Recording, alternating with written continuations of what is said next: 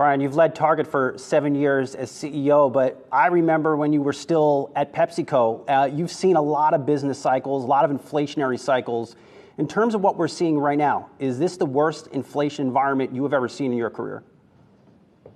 Brian, we see these things happen from time to time. And I think for us and for our team, this is a chance for us to leverage our scale, make sure we're taking advantage of our multi-category portfolio, leveraging the role that our own brands and national brands play, and really lean on the expertise we have in place today.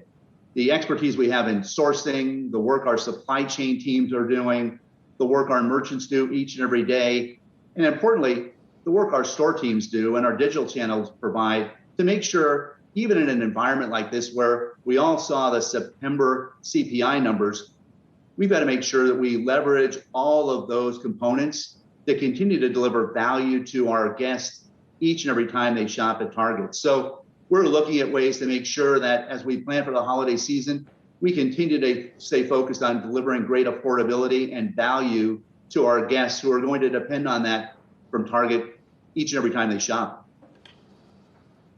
Your customer is so price sensitive, Brian. Who will bear the brunt of this inflation we're seeing? Look, Kimberly-Clark out this morning warning of even higher levels of inflation compared to where they were a couple months ago. They're, of course, the makers of Kleenex. Does Target bear the brunt of this inflation, or you're going to have to pass this on to the shopper? Well, Brian, as you might imagine, this is a time for us to work together with our vendor partners, think about how we leverage our national brand relationships, our own brand performance, to really make sure that even in an environment like this, we deliver great value for our guests. And we've done that all year long.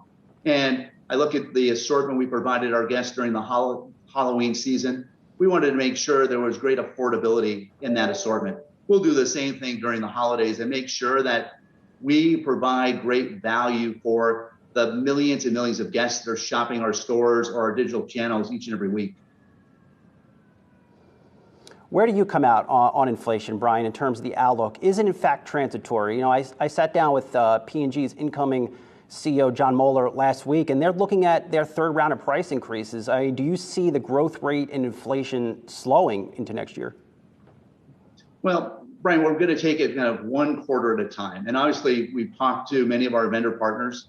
They have seen pressure in their costs and in labor. And we've talked with many of them about the actions that they're taking. But we certainly expect this to modify over time. But each and every quarter, this is what we do for a living. Working with our vendor partners, looking at our portfolio, looking at the assortment, and making sure that even in times like this, we continue to deliver great value for the guest.